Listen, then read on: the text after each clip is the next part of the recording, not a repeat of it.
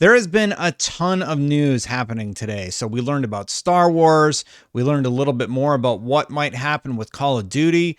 We learned some about Microsoft's earnings in the Xbox division. Let's just start going all over it, over all of it one at a time. Wow.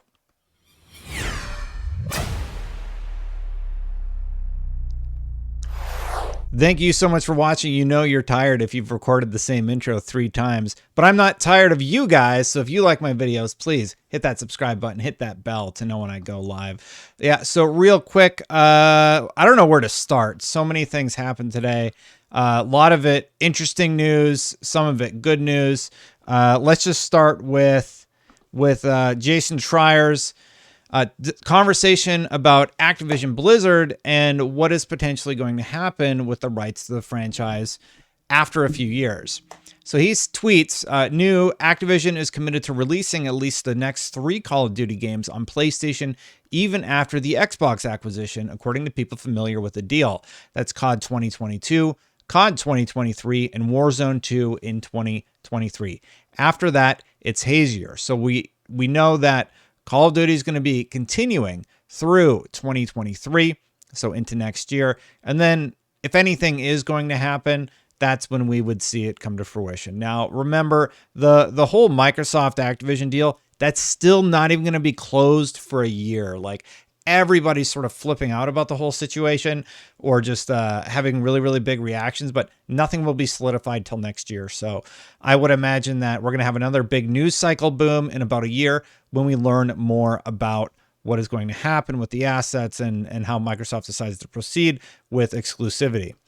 Schreier actually continues, however. He says, in other recent acquisitions such as Bethesda and Obsidian, Microsoft fulfilled existing contracts and then released or announced subsequent games for PC and Xbox, no PlayStation. To be clear, this news of Activision's contract with Sony is not related to the timing of when the acquisition closes. This contract was signed before last week's news. So I think what he's basically saying is, ahead of the closing, Activision Blizzard had worked with Sony to say that, okay, we'll release our games exclusively on your, or exclusively, I'm sorry, we'll release all of our Call of Duty games cross-platform for the next few years, and they locked that in stone, and then the deal with Microsoft happened, and they locked that in. Now, for me, that actually makes a little bit more sense. It makes a little bit more sense why Sony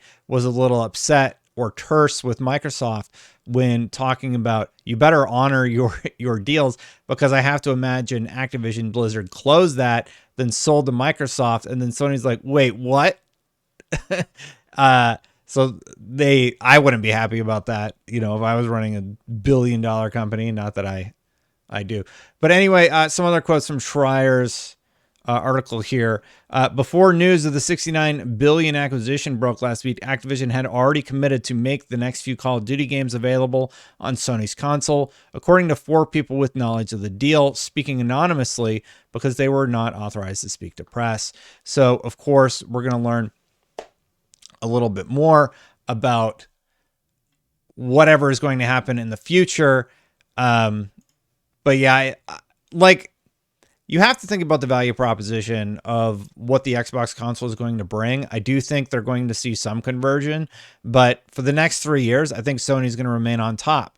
I think we don't see leveling out of the two companies until like 2024, when if Microsoft does decide to make Call of Duty an exclusive, it's going to be a lot harder for people to not get their Call of Duty fix, and want to go over to Xbox if they decide to go that route. But Microsoft seems open to letting PlayStation continue having that property on their platform.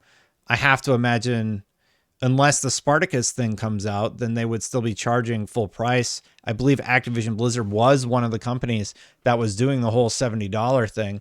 So the game would be $60 on Xbox. I believe that was the price point, or maybe it was $70 on Xbox also.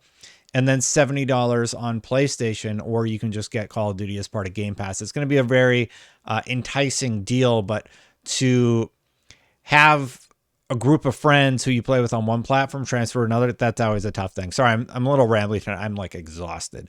But anyway, plans are hazier for the Call of Duty games further out, said the people familiar with the matter. Microsoft said it expects the acquisition to close sometime in the next 6 to 18 months, after which it will be able to decide whether to continue releasing future Call of Duty games on PlayStation.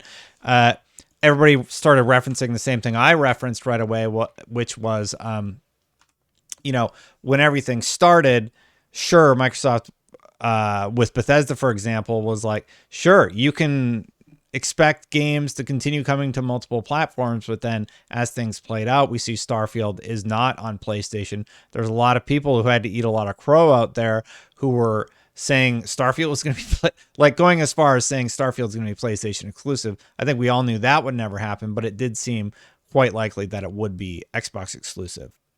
So anyway, that's what's going on with Call of Duty. We're not going to know what they're going to do until late 2022, I guess. They're going to keep being cagey and not really give a straight answer. They did sort of say that they want to play nice with Sony, but there's some subtext there where they do leave the door open to do exactly what they did with Bethesda. Let's move on to the Star Wars news. So we got Daniel Ahmad here talking about the Respawn news that there's 3 Star Wars games in development, one of which is Star Wars Jedi Fallen Order. There's a first-person shooter and an RTS. So Daniel Ahmad said, EA paid up to $455 million to acquire Respawn at the end of 2017. Since 2018, launched and hit 100 million Apex Legends players live service. Apex Legends is a monster for them. Launched and hit 20 million players for Star Wars Jedi Fallen Order single player. Both titles have grossed 2.5 billion combined. Good deal, to be honest. So like, you look at the ROI on a company like this, right? You buy a company for $455 million and you've already made $2.5 billion on 2 of the properties that they've released, Star Wars Jedi Fallen Order and Apex Legends. So that's nuts. Imagine the sort of impact that Activision Blizzard is going to have on a company like Microsoft in the future. More on that in a second, actually. But there were a few other tweets about this Star Wars news. So Raimi actually seems to work there and says, we're making a Star Wars FPS. I wanted to shout that out since we first broke ground, and it's been killing me not to, but here we are. Star Wars is such a fun toy box to run around in and create with and add to. If you want to come play in it with us, we're hiring, and he works over at Respawn. He actually updated his profile picture to say that he is working on the FPS for Star Wars. And no, it's actually not a Battlefront game, according to good old Jeff Grubb, who wrote a little bit about it. I apologize. I'm going to open a website with a bunch of stuff on it. So here we go. Battlefield developer DICE will not make a new Star Wars Battlefront game, according to people familiar with the announcement, but Respawn's Star Wars Jedi Fallen Order sequel will come out of the current situation, a survivor. In fact, EA is moving all Star Wars games over to the Apex Legends studio, which is great because I adored Jedi Fallen Order. Jedi Fallen Order was just a great game. I played on PC, played on the hardest difficulty. I really enjoyed the challenge it offered, and I cannot wait to play more. I think it's great to hear that the Respawn team is getting more games. They continue just talking about the other IPs that are coming to the Star Wars brand.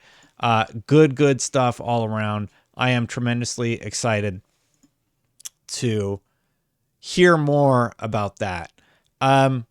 Before we get to Microsoft, just a real quick aside. Like I said, there's so much news. I could probably make a video about all of these, but I just want to point out that Capcom reported record profits yet again today as older Resident Evil and Monster Hunter games continue to sell. So, Capcom seems like they're back on their feet. They're doing great, and everybody's playing their games. So go Capcom. Yeah, I'm actually a big Capcom fan from back in the day, a big Street Fighter fan, so I'm glad to see that they're doing well. And then if we go over to, what did I say earlier? So like, look at what EA paid for Respawn and the return on that investment in capital, right?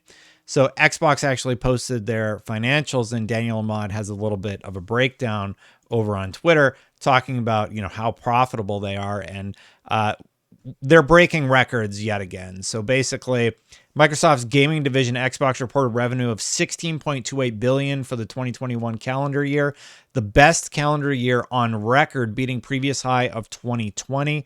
Total gaming revenue up 17.7% year over year. Content and services revenue were up 8.8% year over year. Hardware revenue up 63.3%. Now, I am really curious, are they going to be able to hold this momentum going into 2022? There are several key titles this year. Starfield, I think Stalker was actually delayed to later in the year, but it's going to be interesting to see what they end up doing. Sony had a little bit of a faltering at the back half of their year, and now Microsoft kicks off the year having a little bit of a soft Q1. So it's going to be interesting to see if they can hold momentum like this and still post, increased revenue. Now, that Call of Duty deal, it's not going to close for some time. So I have to imagine 2022 it's just going to be an interesting year. We don't know what they have up their sleeves. Daniel continues, content and services revenue also up 12.6 billion, 8.8% up year over year. Content and services continue to be a key driver, increased digital product mix, Game Pass and first-party title sales up year over year. Decline in third-party title sales and content and services are 77% of the revenue. Wow. So they're making a lot of their money from content and services. That's good. Hardware revenue was $3.7 billion. Again, up 63.3% year over year, driven by continued demand for Xbox Series X and S. Xbox Series S production increased, helped fulfill some demand better than expected. 2021 was a full year of next-gen hardware sales, while 2020 only had the launch of the Xbox launch quarter, which was probably Q4 for the Xbox Series X and S. Sorry, I'm tired. So you can see where they're at, hardware and then content and services, and then hardware sort of expands a little bit here in 2021. So Daniel Ahmad finalizes saying, in summary, Xbox Series X and S sell-in is now over 12 million. That's his estimate based on that figure that Phil leaked where he said we've sold more than 360. So we know it's over 12 million. Xbox Game Pass subscriptions are over 25 million. And he says, fun fact, if you add Xbox revenue and projected Activision Blizzard revenue, you get $24.9 billion for 2021. Not that Microsoft recognizes this revenue or the deal is closed yet. And you have to remember that Sony is doing better than Microsoft. So Sony is likely going to post numbers larger than even that $24.9 billion number. Gaming is booming for everybody.